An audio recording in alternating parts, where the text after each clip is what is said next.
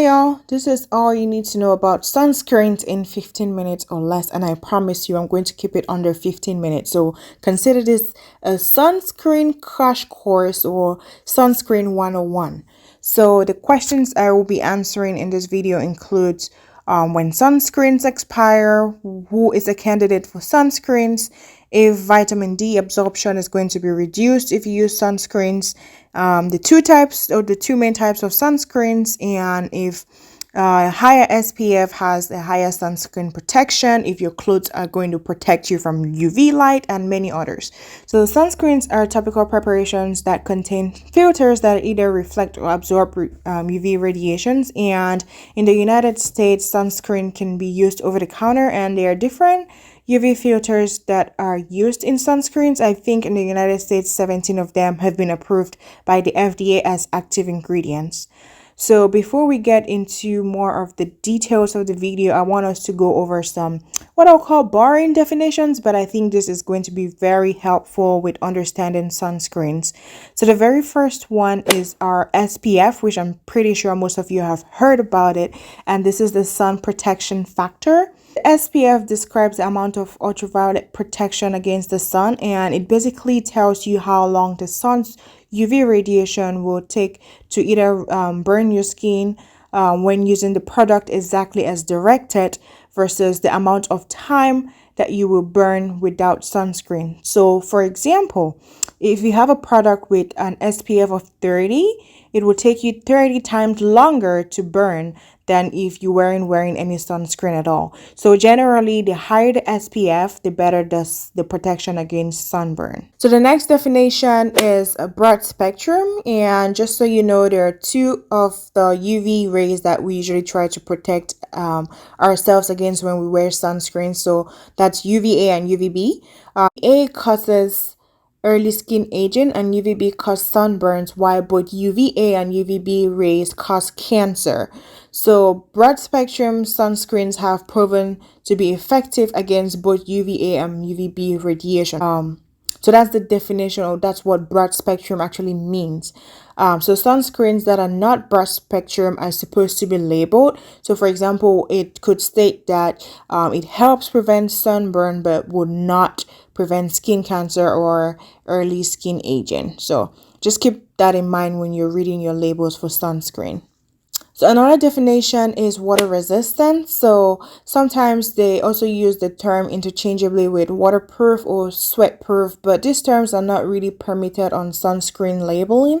The correct terminology for it should be water resistant. And if a sunscreen is water resistant, it has to say it on the label, and the label must indicate whether the sunscreen remains effective for 40 or 80 minutes while the person is swimming or sweating. So the last two definitions are chemical sunscreens or physical sunscreens.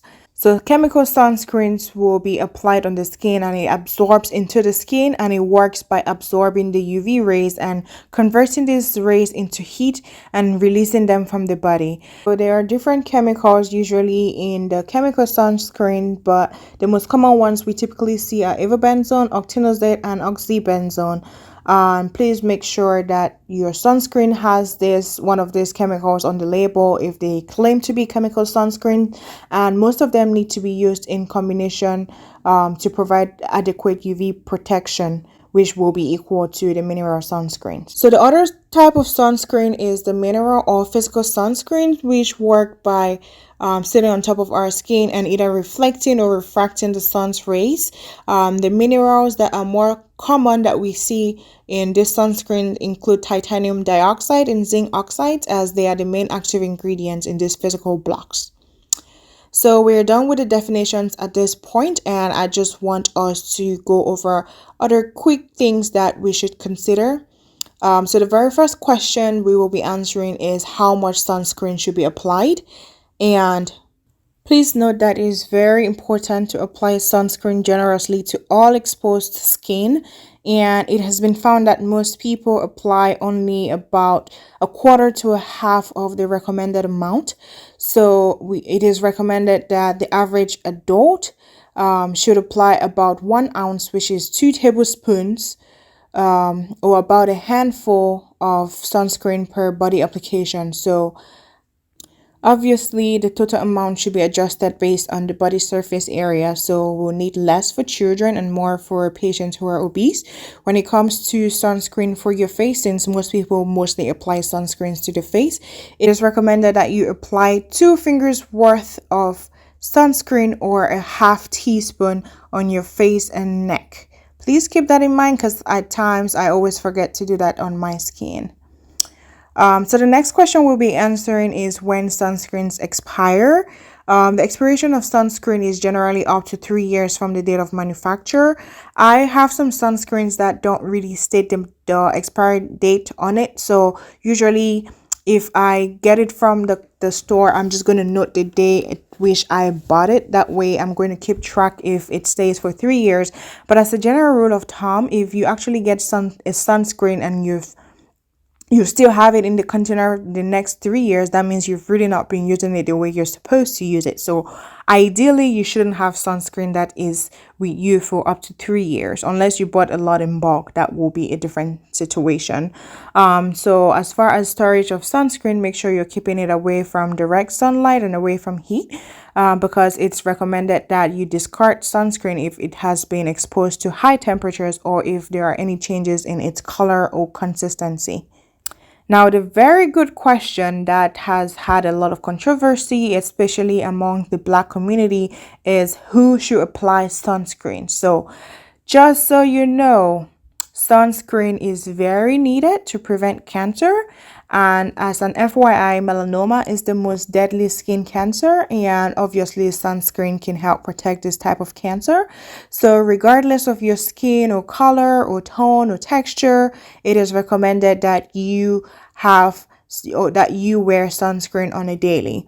Now, patients with the darkest skin tone may have a natural SPF of up to 13.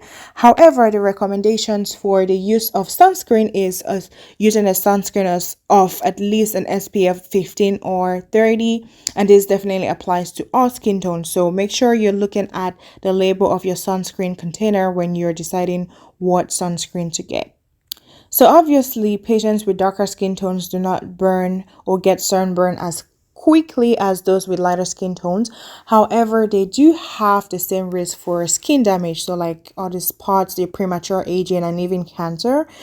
However, sunscreens are especially helpful for or useful for individuals with light skin or the prototypes 1, 2, and 3, who are the people who are more susceptible to acute damage or like the sunburn, or chronic damage like photoaging or skin cancer.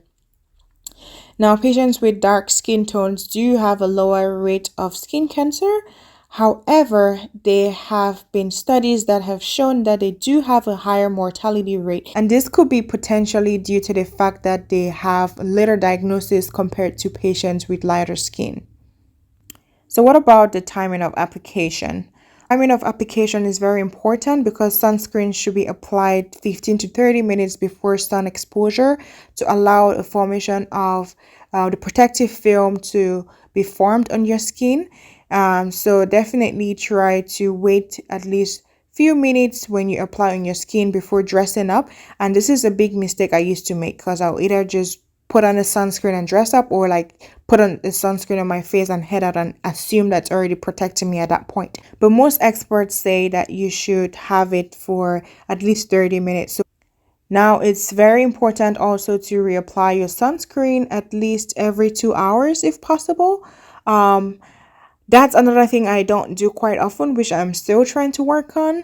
But especially if you are swimming or sweating a lot, reapplication is very helpful. So even if a sunscreen says it is water resistant, you really have to reapply continuously. Another question which gets asked is, do clothes protect us from the sun rays? And the answer is, if you use tightly woven clothes or white clothes or dry clothes, they can reflect a lot of UV rays. Some studies say they reflect almost all UV rays. But just note that if light passes through an item which is held up to the sun, the UV rays will also pass through that item to the skin. Now, wet clothes allow about half of the UV rays to pass through the sun. There are some clothings that are labeled with UPF, and that stands for ultraviolet protection factor. And this indicates that this clothing is able to protect against UV rays. So the Skin Cancer Foundation recommends a UPF of at least 30, and they describe a UPF of 30 to 49 as a very good protection and a UPF of 50 plus as excellent protection. So another really good question that I see a lot is, what if you have to wear your sunscreen with another topical product? So common examples are your insect repellent or your moisturizers. They're going to ask, so how do you wear this two topical products at the same time? And I just want to give a quick FYI, I did make a video about the medications you should consider taking when you are going on an overseas travel, and that medication I had an insect repellent as one of them, and I also had sunscreen as one of them. So if you've watched that video at this point, you might be asking how you should apply, what steps you should take to apply the sunscreen. But if you haven't watched that video, please make sure you click on that video after you are done with this video. So as a rule of thumb, most topical medications like the insect repellents should be first applied, but make sure you apply it 15 to 30 minutes before the sunscreen. So it's very important to let that application dry before applying your sunscreen, and also make sure that you are applying a topical product that would allow you to use it with sunscreen. When in doubt, just look it up or ask a pharmacist, because there are some medications like the diclofenac gel that it's recommended that you avoid sunscreen on the area that you are applying that medication. So although it's generally recommended to apply sunscreens at the end or as the last step, there is some evidence that's lacking as to whether your daily moisturizers should be applied before or after sunscreen. But again, there's a large consensus that says you should apply your sunscreen last, and that's applying it about 15 to 30 minutes later. Always allow the first product to dry prior to applying the next product to avoid diluting the products. So one of the questions that we always get, and it's a question that I was also doubting this myself when I started wearing sunscreen, is, does sunscreen prevent us from getting enough vitamin D? And I'll tell you, this is $1 million question because there has been a lot of controversy surrounding this. So let's talk about this real quick. Most people get at least some of the vitamin D through exposure to sunlight.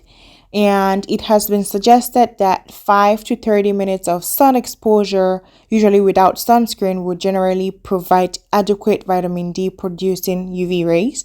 A lot of people average about 10 minutes as the recommended daily sun exposure that you need for vitamin D. However, most people do not even apply enough sunscreen to all exposed skin, and this is not even enough to block all vitamin D producing rays. So for example, I don't wear sunscreen on my arms all the time, and some parts of my body can be exposed, or like the back of my neck or something. So these are all the parts that you can potentially still get your vitamin D absorption. But if you are in a situation where you're very doubtful about that, you can potentially go out for like 5 minutes prior to applying your sunscreen. That way you know that you have gotten your vitamin D absorption for the day. There are people who have very little sun exposure, like those who live in the northern latitudes or especially in the winter. These people should definitely consider including good sources of vitamin D in their diet, or take supplements to achieve the recommended intake, because the sun exposure may not be enough. Another really good question is, what is the best sunscreen to use? So the best product is the one that the patient can actually use properly and consistently.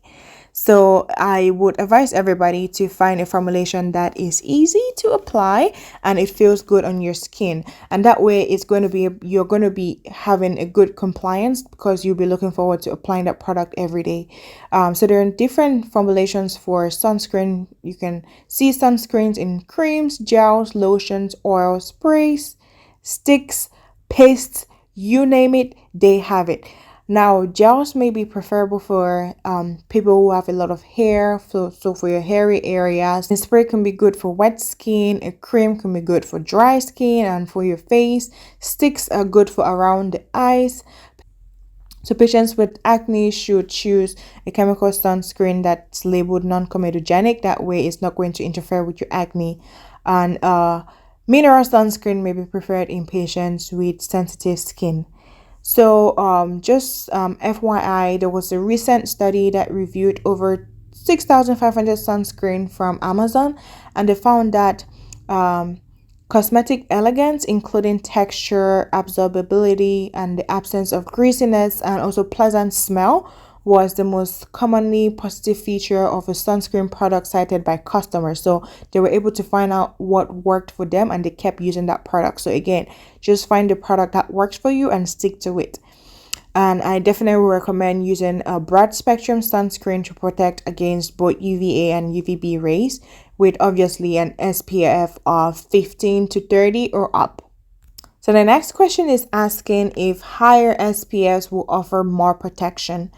So as the SPF values increase, the difference in protection gets smaller. A sunscreen with an SPF of 15 will filter about 93% of UV rays. A sunscreen with an SPF of 30 will filter about 97%. Sunscreen with an SPF of 50 will filter about 98%. So there is really no significant difference between an SPF of 30 and an SPF of 50, as you can see.